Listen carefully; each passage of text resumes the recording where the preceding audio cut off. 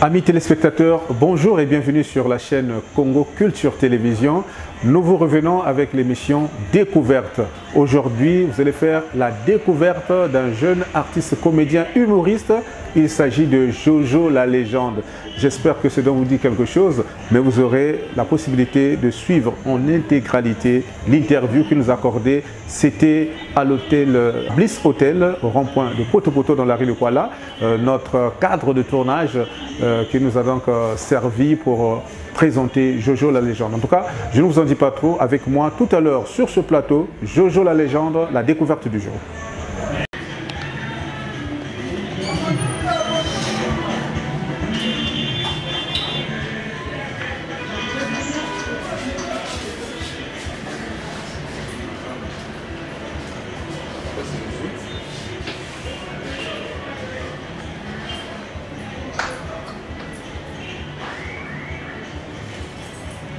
Alors, bonjour Jojo. Bonjour Benka. En tout cas, très heureux de vous recevoir sur ce plateau. C'est la découverte. Il y a beaucoup de gens qui nous ont embêtés un peu de partout. Nous avons suivi Eddie Bayonsama, nous avons suivi Welfare Kaya, nous avons suivi pas mal de comédiens, mais on voulait aussi avoir Jojo la légende sur votre plateau. Je me suis dit, je me ferai ce devoir-là de patrouiller. Et finalement, c'est fait. Vous êtes là devant les téléspectateurs de Congo Culture. Nous allons donc parler de vous et de votre jeune carrière. Alors pour commencer, qui est Jojo la légende? Bon, d'abord, Jojo la légende, c'est un artiste humoriste, comédien et cinéaste, bien sûr, parce que j'apprends aussi à faire du cinéma. Voilà. Tout ça là, mais qui est plus basé dans l'humour. Voilà. C'est tout. Alors, Jojo commence sa carrière quand exactement? Parce que c'est un visage assez nouveau, hein, dans la sphère culturelle congolaise. Bon, si je parle de carrière vraiment culturelle, c'est en octobre 2021. Ah, tout récemment? Tout récemment. Voilà, donc il n'y a pas encore une année. Même pas une année? Même pas une année. Ah. Bon, mais Jojo, d'où est venu le goût de la comédie? C'est depuis quand est-ce que tu t'es lancé là? Pas sur le plan professionnel, hein, non, mais en amateur. D'abord, l'humour, c'est d'abord un don de notre famille. Ah, ok. Tous les frères de mon père, du côté maternel, du côté paternel, ils sont vraiment drôles. Ah. Donc on peut dire lorsque nous sommes dans une retrouvaille, c'est un peu comme un spectacle d'humour, tout et tout. Chacun y met chacun met des vannes, tout et tout. Et mon père n'a pas vraiment voulu développer ça en fait. Chez lui, ça s'arrête seulement dans sa vie de tous les jours. Voilà. C'est maintenant moi qui ai pris. En fait, tous mes frères aussi, mes soeurs, ils sont drôles. Voilà. Mais moi, j'ai voulu juste professionnaliser la chose. Voilà. C'est un peu ça. Et le regard des autres, ils disent quoi? Bon, à l'école, mes amis me disent, bon, ça va, ça marche avec toi, tout, mais pour l'instant, la famille ne comprend pas encore. Ah bon? Ah, ils comprennent. Ils se disent, ce gars-là, il va s'embrouiller. Il va forcément s'embrouiller, mais quand on fait la chose qu'on aime, on la fait mieux qu'autre chose. Alors, puisque tout à l'heure, vous avez parlé de l'école, vous êtes encore sur le banc de l'école? Bon, ça c'est l'année passée, hein, quand je faisais le bac. Oui. Maintenant que j'ai eu le bac, bon, je peux dire que pour moi c'est un peu comme une cascade. Papa m'a promis le voyage en 2024, voilà. Mais de 2021 à 2024, je vais me battre dans le mot. Si ça marche, je ne voyage pas. Ah, ok. Donc il y a quand même des projets dans ce sens-là. Oui, il y a des projets dans ce sens-là. Aller étudier. Vos études, voilà, alors, loin d'être indiscret, vous êtes dans quel domaine? Vous avez obtenu un bac de quelle série?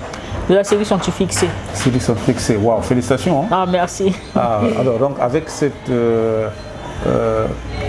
distinction au bac, vous comptez faire quel genre d'études supérieures? Vous orienterez dans quel domaine exactement? Bon, moi, c'est plus l'informatique. L'informatique, parce que j'aime faire des montages, tout et tout, piratage en quelque sorte. Ah, okay. Tout ça là. Et à part ça, parce qu'il faut toujours avoir dans le domaine, avoir deux options. À part ça, je rêvais d'être un directeur de la Banque mondiale. Ah, donc un financier. Voilà. C'est-à-dire que vous allez faire les sciences économiques. Voilà. Ok, c'est bien. Donc c'était juste une parenthèse, chers amis téléspectateurs. Nous allons revenir donc à Jojo la légende. Jojo la légende, ce nom-là, vous le tirez de qui? Bon, Jojo, c'est d'abord mon surnom. À l'état civil, c'est quel nom déjà? C'est Georges. À l'état civil, c'est Louemba Georges. Louemba Ouriel Georges. Maintenant, Jojo, c'est un diminutif, c'est un surnom qu'on m'a donné, tiré de Georges. Georges, hein, voilà. Donc depuis l'enfance, on t'appelle voilà, Jojo. Maintenant, la légende, c'est, je ne sais pas comment expliquer, ce sont aussi mes amis. Hein, au fil du temps, lorsqu'on a fait tout ensemble, on m'a donné le nom de la légende, un surnom comme ça. Voilà. Donc toute la famille connaît le surnom, mes amis. En fait, ce sont mes amis qui m'ont donné le nom de la légende. Donc du coup, comme référence, quand on disait tu connais Jojo le comédien, les gens disaient non. Jojo la légende, pas le comédien. Donc du coup, c'est parti comme ça. Jojo la légende. Voilà. Vous dites que vous avez commencé à faire vos débuts sur scène en octobre 2021. C'est moins d'1 an. C'était à l'occasion de quelle activité? Est-ce que vous avez intégré un centre de formation ou alors vous êtes jeté à l'eau comme ça en tant qu'autodidacte? Non, j'ai intégré un centre de formation au Centre culturel français. Ah, okay. Ils ont des ateliers là-bas, voilà, dirigés par le coach. Voilà, vous connaissez bien, Juste Parfait, qui est le meilleur coach au Congo. Ça, il n'y a pas de... Ah non, il n'y a pas match. Il n'y a pas match. C'est le meilleur coach. Voilà, donc c'est lui qui m'a pris, il m'a formé.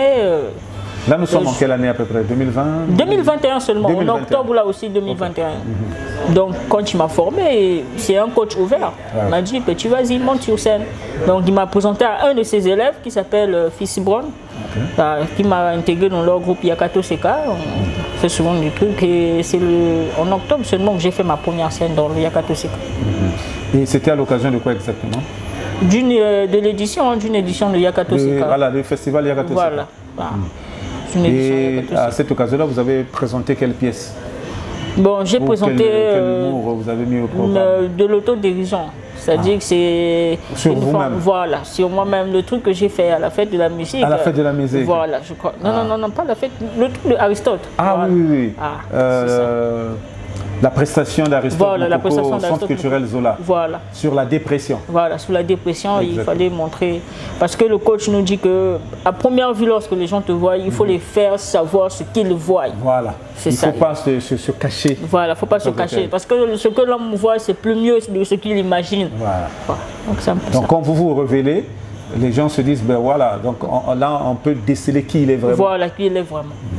Et ça tournait autour de quoi? Puisque c'était de l'autodérision, vous tournez autour de quoi exactement? Bon, autour de la vie de tous les jours, voilà. Autour des affaires, autour de l'école, autour de un peu des thèmes comme ça. Là, on prend ce que j'ai l'habitude de vivre, ce que j'ai l'habitude d'imaginer en fait de moi-même, ce qui me fait rire et ce qui fait rire les autres.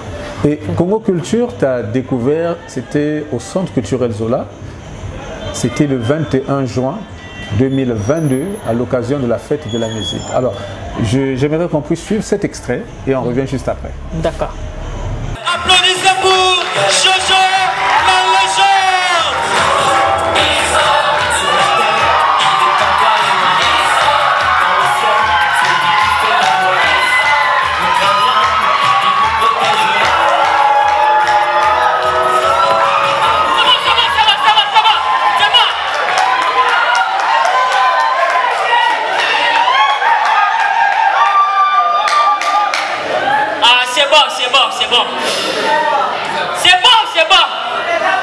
C'est bon, je sais ce que vous vous dites actuellement. Je sais ce que vous dites actuellement. Je sais que vous avez des pensées, Mayombo, grand-père, non, moi c'est Jojo la légende. C'est bon. Bon, je vais me présenter. Je m'appelle Jojo la légende de l'Aventador, elle j'ai les affaires Vladimir Poutine, le mari de la reine Elisabeth, le combat de renard poulet sauce, mayonnaise, applaudissez.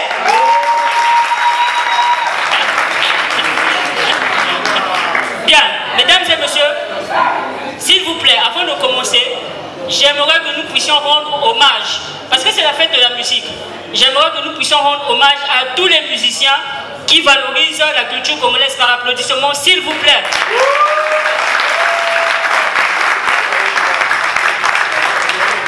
Ok, vous êtes génial, vous êtes un public génial. Moi, vous savez, ce que j'aime chez les Congolais dans la musique congolaise, c'est qu'ils chantent pour eux bien, mais ils ne valorisent, en fait, ils ne reflètent pas ce qu'ils chantent. Par exemple, un papa, il est Mario, il vit chez sa femme. 25 ans, il a même 5 gosses là-bas. Mais quand tu lui vois chanter, c'est comme si il était vraiment ma vie a changé, le pétrole du village est devenu le kérosène. Mais lui-même il est Mario, quelle vie a changé? Hein? Vous voyez les femmes, elle est vilaine, c'est pas permis.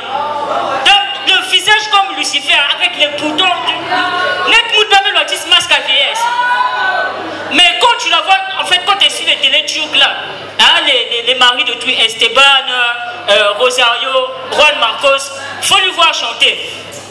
Yeah, oh yo, Bolingo Nanga, yeah, oh yo, Nalota Kiango, Nandoto. Ah, laisse le mari de tout. Jojo, c'est très amusant ce que nous venons de suivre là. Ah. L'inspiration, toujours bien inspirée. Toujours. En tout cas, c'était la découverte hein, à l'époque. Avec l'équipe technique de Congo Culture, nous sommes rendus au centre culturel Zola pour cette ambiance festive. En tout cas, c'était pourtant la fête de la musique, mais on peut dire que c'était aussi la fête de l'humour, hein, parce que beaucoup de comédiens sont montés sur scène, y compris vous. Et depuis ce jour, on vous a découvert, on s'est dit, tiens, il y a quelqu'un qui est en train de faire ses preuves. Et finalement, on vous a encore retrouvé, toujours au centre culturel Zola, avec le spectacle d'Aristote Moukoko, La Dépression. Et là, vous avez encore une fois de plus éclaboussé le public. C'est quoi votre secret, Jojo? Ah, le secret, c'est comme on dit, la persévérance et, comment je peux dire, bien faire les choses. Quand on fait un texte, il ne faut pas être pressé. Il ne faut pas être pressé. Quand tu as une idée, tu écris, ne pas négliger parce qu'on dit les écritures s'envolent. Ah oui. Les paroles s'envolent, les écritures. Les paroles s'envolent, les écritures. Et ça peut vous prendre combien de temps pour monter ça dépend de l'inspiration. Parfois, en 1 heure du temps, sur ce que tu as vécu, tu peux entendre une personne glisser quelque chose. Voilà. Tu écris. Mais il y a des jours, tels que ce texte-là, je l'ai eu en 1 mois. Donc, tout le mois de décembre, j'étais en train de réfléchir. Parfois, quand tu écris comme ça ne marche pas. Tu changes, ainsi de suite. Mais je garde toujours les vieilles idées. Parce que lorsque je serai plus fort, ça peut me servir. Je peux pouvoir toujours travailler encore. Voilà. Alors, qu'est-ce que ça vous fait d'intégrer ce monde de la comédie, de l'humour? Vous avez rencontré... D'abord, est-ce qu'il y a des gens qui vous ont inspiré? Les anciens qui vous ont inspiré? Oui, beaucoup. Lesquels par exemple? Bon, la première personne que j'ai, le premier Congolais, hein, je dis comment, le premier Congolais que j'ai aimé, c'est Welfare Kaya. Chapeau à lui, parce qu'aujourd'hui il est en train de... Parce que depuis Pointe-Noire, je suivais souvent les Bonana sur DR TV, tout ça là. Et quand avec le Brazza Comedy Show. Voilà. Quand j'ai suivi, il a un sketch comme ça, là où il faisait la météo, tout, il m'avait inspiré. Je me suis dit, tiens, est-ce qu'au Congo, il y a vraiment aussi des humoristes? Parce que moi, avant, je me disais, c'est du théâtre, genre mettre le charbon sur les visages, avoir des gros pantalons. J'aime pas trop le style là. Le stand-up était un peu rare. C'était un peu rare. Après, j'ai fait des recherches, j'ai découvert aussi Juste Parfait. Je me dis, mais tiens, après, j'ai vu aussi Monsieur Fortuné Bateza. Voilà, Fortuné Bateza sur scène. Je dis, mais au Congo, il y a des talents. Donc, ce sont ces 3 personnes-là qui m'ont inspiré. Et quand je suis venu à Brazza, on m'a conseillé l'IFC. Et je me suis aussi croisé avec Juste Parfait. Donc, ce sont mes mentors. Parce que je ne veux pas aller loin. C'est 3 sommités du théâtre congolais. Citer d'autres personnes. Sinon, ce sont... Parce qu'ils m'ont fait rire naturellement avec les choses de chez nous. Exactement.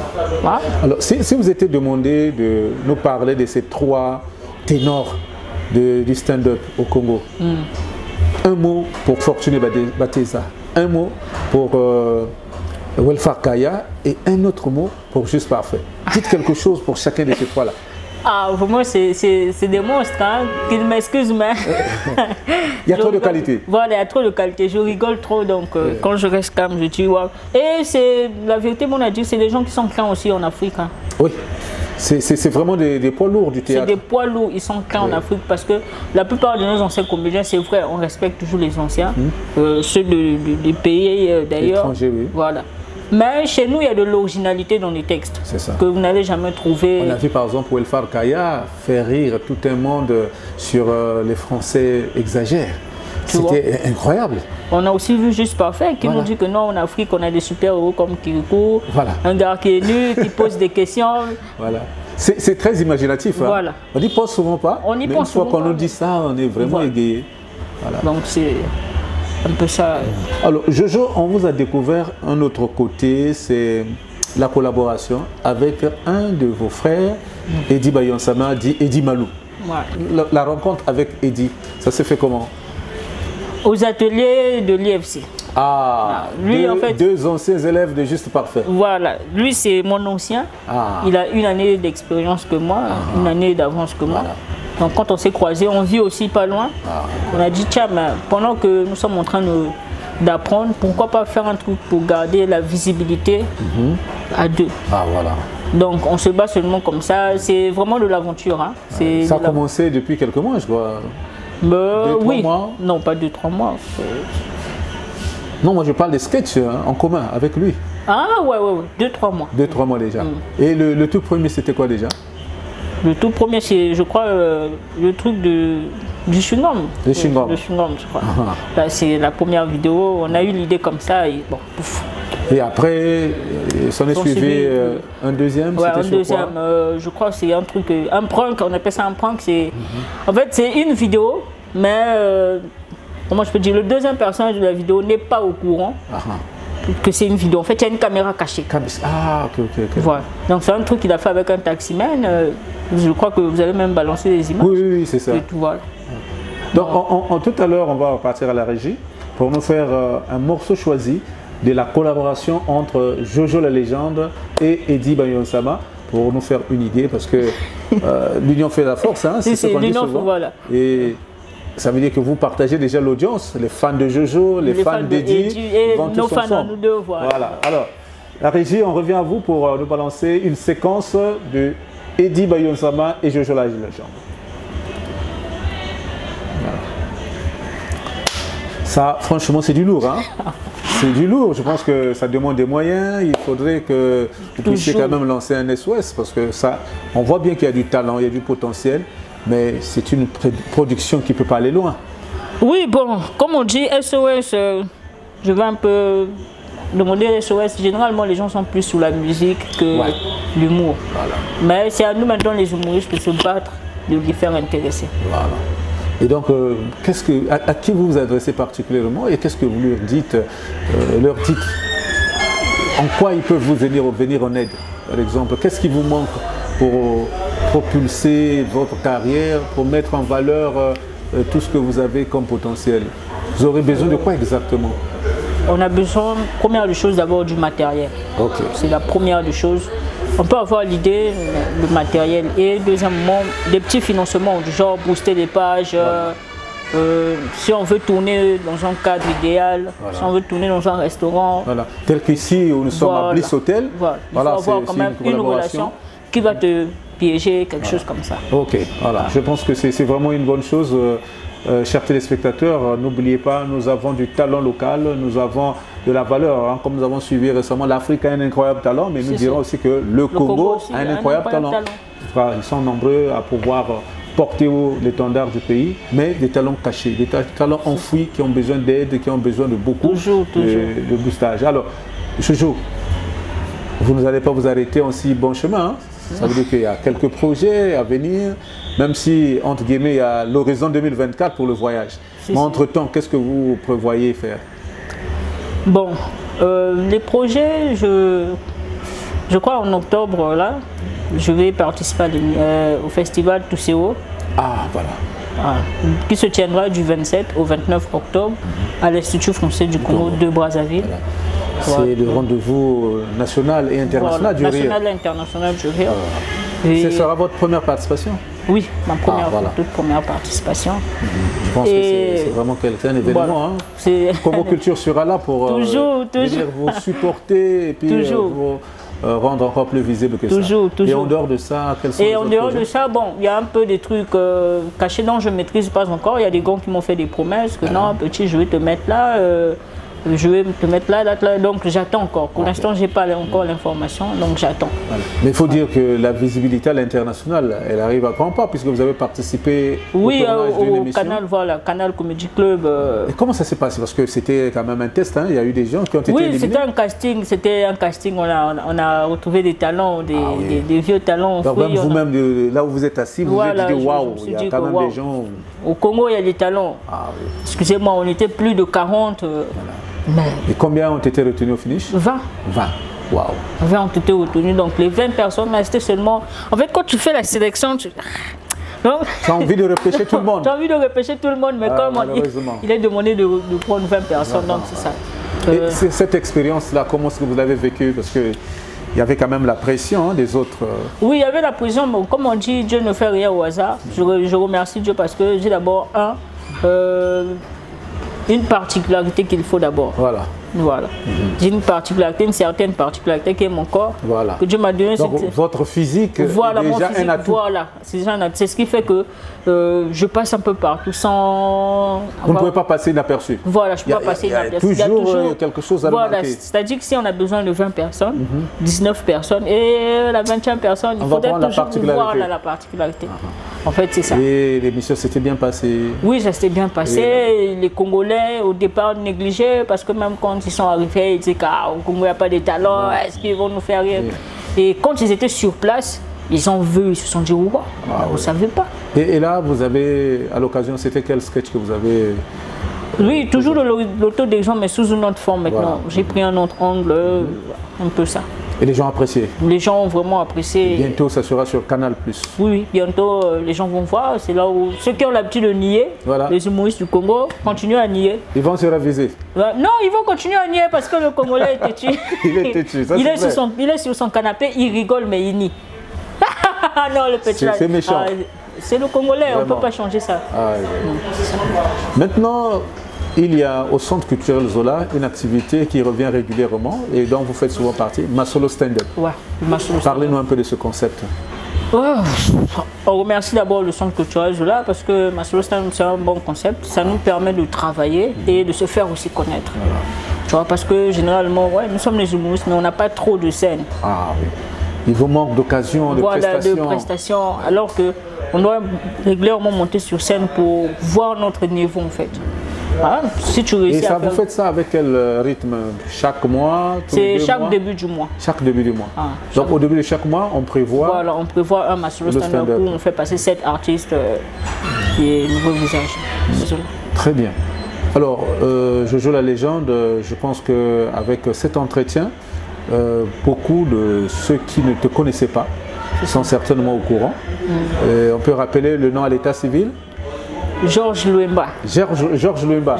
Et Georges Louemba, il faut dire que c'est le nouveau bachelier, titulaire d'un bac C. Bac C. Toutes les félicitations. Bon, 12 moyenne, 12 Très bien, voilà.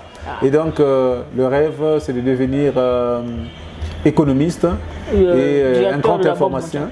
Voilà. Et je pense que tout ceci au cours de cet entretien a été dit.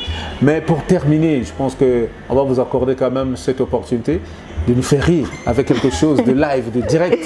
Comme ça, on saura quand même que c'est Jojo, on n'a pas triché. Toujours. Voilà. Donc, c'est naturel. Attendez, comme ça, on vous prend directement. C'est bon. C'est bon. On nous demande toujours de faire rire quand tu es humoriste. C'est ça. Moi, je me demandais si j'étais soit un sorcier. Tu me dis, bon, comme tu es un sorcier, essaie d'abord de me bouffer. Est-ce que... Maintenant, moi, je dis, nous sommes des humoristes. C'est vrai qu'il y a des métiers. Il n'y a pas de saut métier, mais il y a quand même aussi des métiers qui n'ont pas de dignité. Exemple, excusez-moi, ceux qui vident des latrines, par exemple. Est-ce que vraiment tu as de... Est-ce que vraiment tu as de la dignité? Vraiment, quand ta femme te présente chez les beaux-parents, qu'est-ce qu'elle donne comme métier là-bas? Et ce genre de personne, c'est quand il dit à son enfant, si on te demande à l'école ce que ton papa fait, ne dis pas ce que je fais. Dis à ta maîtresse que je suis un homme d'affaires. Et lorsqu'une personne enregistre en fait ton numéro dans son téléphone, dans son répertoire, qu'est-ce qu'il met comme référence? Non.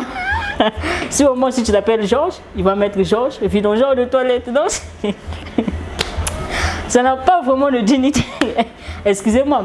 Mais j'en ai vécu en fait. J'ai un oncle qui était vidangeur et on nous a demandé d'appeler chaque parent, la réunion d'élèves, des parents d'élèves. Et comme tout parent, le docteur vient avec sa blouse. Après le boulot, il vient.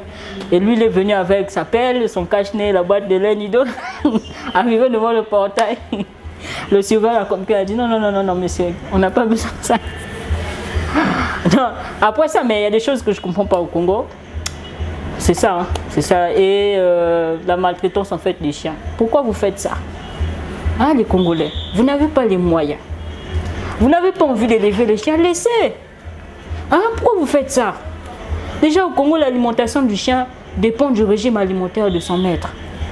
Si son maître c'est un diabétique, le chien aussi sera forcément diabétique. Hein? Pourquoi vous faites ça? Hein? Moi je connais des chiens dans nos ruelles, toujours handicapés. Quand tu vois un chien qui a fait l'accident, un chien qui souffre du cancer du visage, c'est-à-dire un chien qui a le masque de vieillesse. Hein? Pourquoi vous faites ça? Laissez l'animal de tout tranquille. Seulement dans notre quartier, dans notre ruelle, là, je connais un gars, il envoie son chien et dit attrape-moi la poule là. Le chien se tracasse, le chien attrape la poule. Et non, lui-même le patron, il mange la chair. Devinez qu'est-ce qu'il laisse à son chien? Les plumes, pas les os. Oh, il va donner son chien les os, donc lui c'est un fou. Il donne les plumes. Et il y a des gens qui s'amusent à donner des noms aux chiens. Par exemple, je connais un chien qui s'appelle Werason. On donne au chien le nom de Werason. Je ne sais pas si c'est un chien qui va aboyer quand il va voir le voleur ou qui va chanter, je ne sais pas. Je connais aussi un gars qui est fan de l'émission Questions pour un champion. Et il a donné à son chien le nom de Julien Lepers, l'ancien animateur de Questions pour un champion. Merci beaucoup, c'était Jojo la légende. Amis téléspectateurs, nous sommes arrivés au terme de notre entretien. C'était l'émission Découverte avec Jojo la légende. Jojo la légende était avec nous sur ce plateau. Il nous a parlé de lui, il nous a parlé de sa jeune carrière et surtout de ses projets. C'était notre découverte. Je pense qu'aujourd'hui, vous pouvez être à même de parler de Jojo la légende. Nous allons nous retrouver donc la semaine prochaine avec un autre artiste dans la rubrique Découverte. Ça sera également un humoriste et vous allez deviner qui c'est. Entre-temps, je vous dis au revoir et à la prochaine. On ne paye plus les insecticides à la maison. Quand tu dors, seulement les moustiques meurent. Raman Kota. Je ne paye pas le gaz. Quand on dit pépé, le gaz est fini, il vient, il enlève le tuyau là. Il remet. Après on a le gaz. Raman Kota. C'est même à cause de ça qu'il a perdu son boulot. Parce que, bon, par inattendu, la poussière était rentrée dans l'œil de son patron. Après, son patron a dit, s'il te plaît, viens me souffler dans l'œil jusqu'aujourd'hui. Son patron ne voit plus. Son patron est devenu aveugle. Applaudissez pour Raman Kota.